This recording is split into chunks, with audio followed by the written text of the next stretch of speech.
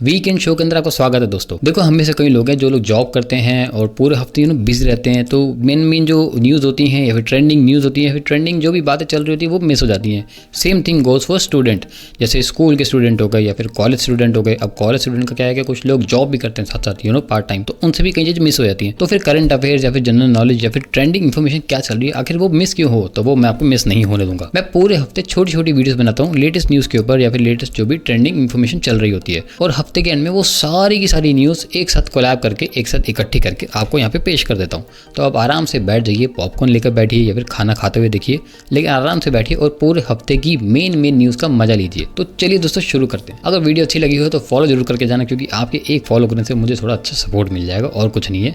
और इस वीडियो को आगे जरूर शेयर करना ताकि मैं और ऐसी वीडियोस बनाता रहूँ, मुझे और सपोर्ट मिले और मैं थोड़ा सा अंदर से खुश हो जाऊँ। यार मेहनत करके अच्छा लगता है जब कोई बंदा सपोर्ट करता है। तो 12 घंटे नहीं, 12 दिन भी नहीं, 12 हफ्ते भी नहीं, बल्कि पूरे 12 साल तक इस औरत को इसके आदमी ने रूम में बंद करके रखा। टॉयलेट करने के लिए भी ना इस औरत को डब्बे का इस्तेमाल करना पड़ता था। ये वीडियो जब देख रहे हो, ये है कर्नाटका के मैसूर की वीडियो। बच्चों को खाना देना हो या कुछ सामान लाना हो, वो सब काम खिड़की से होते थे। और ये बात भी नहीं किसी वीरान जगह पे ये लोग रहते हैं, जैसे हम लोग नॉर्मल जगह पे रहते हैं वैसे ये लोग नॉर्मल जगह पे रहते थे। लेकिन पड़ोसी ने कभी कुछ बोला ही नहीं। बच्चे अगर स्कूल से आ भी जाए तो उनको घर के बाहर वेट करना पड़ता था, क्योंकि जब पापा आएंगे तो वो गेट खोलेंगे तो वो अंदर जाएंगे। ये आदमी अपनी वाइफ को लेकर बहुत ज्यादा इनसिक्योर था, क्योंकि ये इसकी थर्ड वाइफ थी, लाइक तीसरी शादी हुई थी। अब पुलिस का कहना है कि ये औरत कुछ 12 साल से बंद नहीं थी, कुछ हफ्तों से ही बंद थी, क्योंकि ये मैडम थोड़े दिन पहले ही अपने मायके होकर आ चुकी थी। अब हस्बैंड और वाइफ दोनों को काउंसलिंग दी जा रही है, कहने को तो हस्बैंड को ज्यादा देनी चाहिए, और जो वाइफ है अब वो अपने पेरेंट्स के घर रह रही है और वो बोल रही है कि मुझे अपने हस्बैंड के खिलाफ कोई भी रिपोर्ट नहीं करानी, लेकिन हाँ मैं अपने रिश्तों को ठीक करने की कोशिश करूंगी। ऐसे लोगों के लिए आपके मन में क्या विचार है कमेंट बॉक्स में जरूर बताना, और जाने से पहले फॉलो जरूर करके जाना, और ये वीडियो अपने उस दोस्त को जरूर शेयर करना जो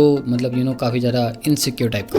अरविंद केजरीवाल ने एक और स्कीम का ऐलान किया है, जहां उनकी पार्टी पर घोटालों के आरोप लग रहे हैं और उनकी पार्टी के 2-3 मंत्री ऑलरेडी जेल में हैं। साथ ही साथ अरविंद केजरीवाल को अब ईडी का 5वां समन आ गया, जिसमें वो नहीं गए। तो इन सब चर्चाओं में रहने के बाद अब दिल्ली के सीएम ने ये कहा है कि पिछले 75 सालों में किन्नर समाज के लिए किसी भी सरकार ने कोई काम नहीं किया, तो इसीलिए दिल्ली सरकार किन्नर समाज के लोगों को दिल्ली बस में फ्री ट्रैवल देगी, जैसे वो फीमेल्स को देती है। लेकिन अभी ये फैसला कैबिनेट में जाएगा और एक बार ये कैबिनेट का अप्रूवल मिलेगा, फिर ये स्कीम शुरू की जाएगी, और ये ट्राई करेंगे कि इस स्कीम को आने वाले कुछ हफ्तों के अंदर शुरू कर दें। अरविंद केजरीवाल ने ये भी कहा है कि जब से उन्होंने 2019 में अक्टूबर में ये फीमेल्स को फ्री बस ट्रैवल की सर्विस देनी शुरू करी थी, तब से लेकर आज तक रोज 14 लाख फीमेल्स बस में फ्री ट्रैवल करती हैं। तब से लेकर अब तक 147 करोड़ फ्री बस टिकट फीमेल्स को दी गई हैं, और यही सेम सर्विस अब किन्नर समाज को भी दी जाएगी ताकि उनका भला हो सके। क्या आप लोगों के अकॉर्डिंग फ्री बस ट्रैवल देना स्टेट के लिए सही है या नहीं, कमेंट बॉक्स में जरूर बताएं। जाने से पहले फॉलो कर देना और इस वीडियो को आगे जरूर शेयर करना। अगर आपको कोई जानकार या दोस्त या रिलेटिव गोकुलपुरी मेट्रो स्टेशन के रास्ते से आता जाता है या फिर उसी रास्ते पर निकलता है, तो एक बार जरा उनसे कॉल करके कंफर्म कर लो कि वो ठीक है या नहीं,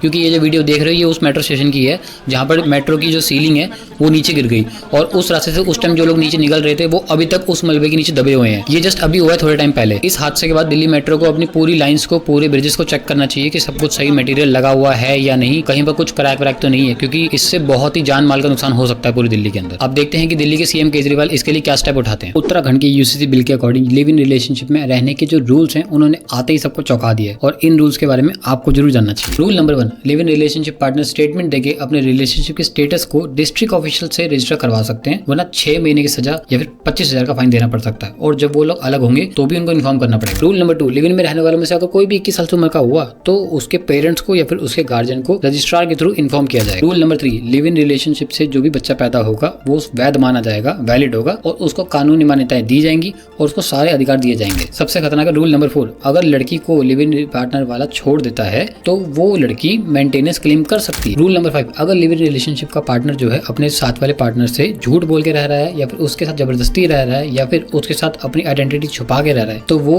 रिलेशनशिप रजिस्टर नहीं होगा। अब इन सब रूल्स के आने के बाद कई लोग ये कह रहे हैं कि हमारी प्राइवेसी खत्म हो जाएगी, ये तो हमारे लिए बहुत नुकसान है, तो वहीं कुछ लोग ये कह रहे हैं कि इससे जो फ्रॉड लोग हैं ना वो पकड़े जाएंगे। क्या आप लोगों को लगता है कि ऐसे रूल्स आपके स्टेट में भी होने चाहिए? ये वीडियो जो आप देख रहे हो दिल्ली के नजफगढ़ की एरिया की है, जहाँ पर एक सैलून के अंदर 2 लोग बैठे थे, सोनू और आशीष नाम के लोग। तभी अचानक से 2 लोग आते हैं और दोनों पर गोलियां बरसानी शुरू कर देते हैं। सोनू जिसको सर पे एक गोली लगी और आशीष आशीष को 3 गोलियां सर पे और 1 गोली छाती पर मारी गई। दोनों अपराधी फटाफट से गोली मारकर फरार हो गए और पुलिस अब इनके लिए तलाश में लगी पड़ी है 3 टीम बनाकर। लेकिन छानबीन के बाद एक पॉइंट ये भी सामने आया कि जो आशीष है उसके ऊपर ऑलरेडी 2 क्रिमिनल केस चल रहे थे, तो अंदाजा ये लगाया जा रहा है कि शायद कोई पर्सनल रंजिश की वजह से ये गोलीबारी हुई है। लेकिन कुछ भी कहो, इंटरनेट पे 2 दिन के अंदर दिल्ली की 2 वीडियोस का वायरल होना, पहला गोकुलपुरी मेट्रो स्टेशन की जो दीवार है वो नीचे गिर गई और उसके नीचे कई लोग आ गए, कई लोग घायल भी हो गए। वहीं दूसरी तरफ ये वाली वीडियो की सर्कुलेट होना जिसमें खुलेआम गोलीबारी हो रही है। अब देखते हैं कि दिल्ली के सीएम जो केजरीवाल हैं वो इसके लिए क्या स्टेप उठाते हैं। आप लोगों के अकॉर्डिंग दिल्ली का विकास कैसे हो सकता है कमेंट बॉक्स में जरूर बताएं और इस वीडियो को अपने दिल्ली वाले दोस्त के साथ जरूर शेयर करें। देखो हल्द्वानी की जो न्यूज आ रही है इसकी जो पूरी इन्फॉर्मेशन है वो मैं आपको बताता हूँ ढंग से। देखो हल्द्वानी का मैटर ये कि 15-20 दिनों से वहाँ पे एक ड्राइव चल रही थी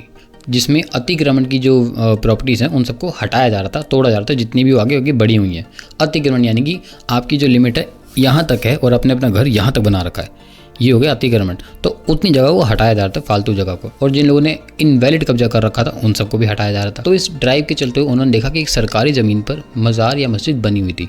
तो उन्होंने अपने रिकॉर्ड में देखा कि यार क्या हमारे पास इसका रिकॉर्ड है। जब देखा तो यार यहाँ पे तो ऐसा कुछ नहीं है, कोई पूजा वाला यानी कि कोई धार्मिक स्थल नहीं है और यहाँ पे ये बना हुआ है। तो उन्होंने उस जगह पर उन लोगों को नोटिस दे दिया 30 तारीख को, 30 जनवरी को। अब हल्द्वानी की जो डीएम है वंदना जी, उनके अकॉर्डिंग ये जगह खाली जगह थी और इस जगह का जो रिकॉर्ड है उनके जो रजिस्ट्रार में नहीं था अवेलेबल।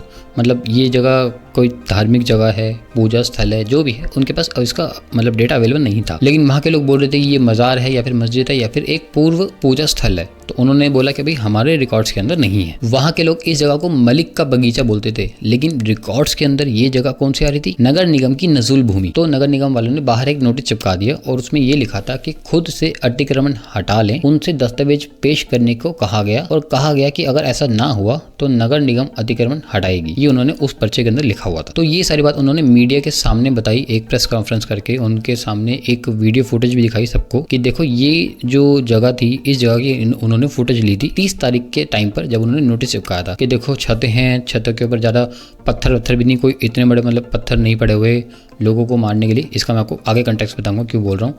और जो जगह जैसी है उन्होंने वो सारी जगह वहाँ पे रिकॉर्ड करी थी।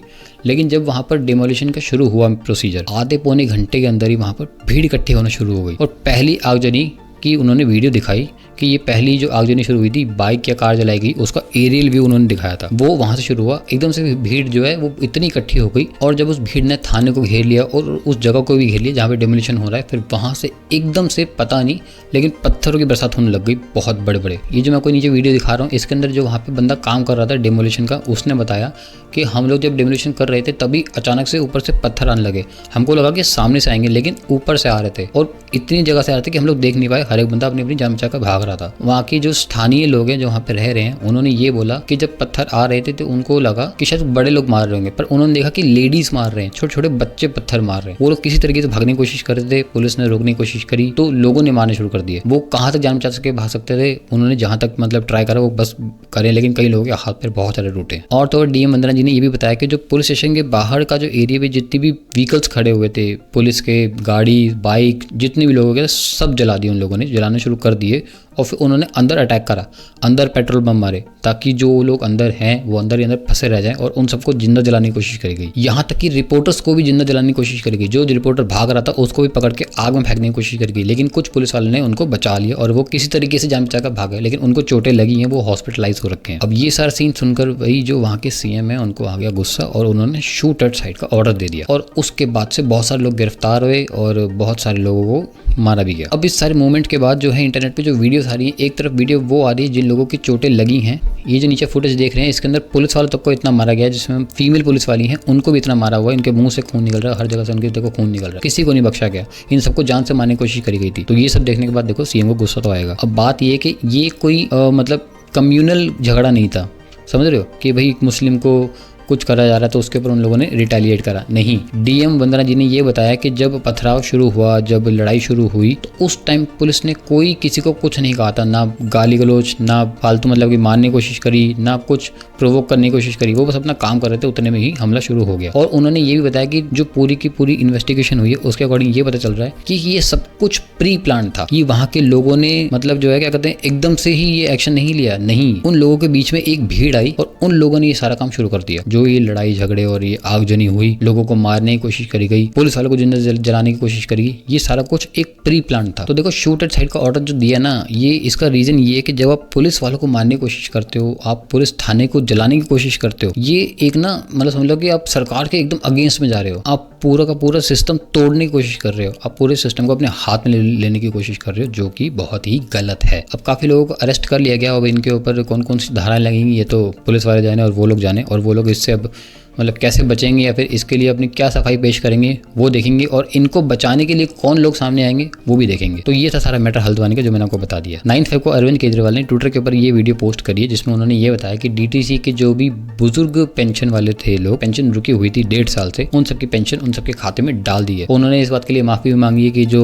लेट हुआ है ये सारा मामला, उसके लिए वो कह रहे कि वो उनके बच्चे समान है, उनको माफ कर दे। वो काम करने की कोशिश कर रहे हैं, लेकिन सेंट्रल गवर्नमेंट उनको काम नहीं करने दे रही है, उनके हाथ रोके हुए हैं। उन्होंने बहुत ज्यादा कोशिश करी तो जाकर ये काम हो पाया है। और वहीं पर कुछ लोग ये कह रहे हैं कि जहां पर इनको ईडी के समन आ रहे हैं, ये अरेस्ट होने वाले हैं, ऐसा जो लोग इंटरनेट पे कह रहे हैं, तो इसी चक्कर में ये सारे काम अपने निपटा रहे हैं। तो वहीं पर कुछ लोग ये कह रहे हैं कि असल में इनको काम सच में नहीं करने दिया जा रहा है, इनको कोई ना कोई कभी मतलब इनके घर में कोई तलाशी लेने आ जाता है, या फिर इनके जो कार्यकर्ता हैं उनको तंग करने के लिए लोग आ जाते हैं। अब क्या सच है क्या झूठा है वो तो ईडी पता करेगी या फिर कोर्ट पता करेगा। अगर वीडियो अच्छी लगी हो तो फॉलो जरूर करके जाना, क्योंकि आपके एक फॉलो करने से मुझे थोड़ा अच्छा सपोर्ट मिल जाएगा और कुछ नहीं है। और इस वीडियो को आगे जरूर शेयर करना, ताकि मैं और ऐसी वीडियोस बनाता रहूं, मुझे और सपोर्ट मिले, और मैं थोड़ा सा अंदर से खुश हो जाऊं। यार मेहनत करके अच्छा लगता है जब कोई बंदा सपोर्ट करता है तो।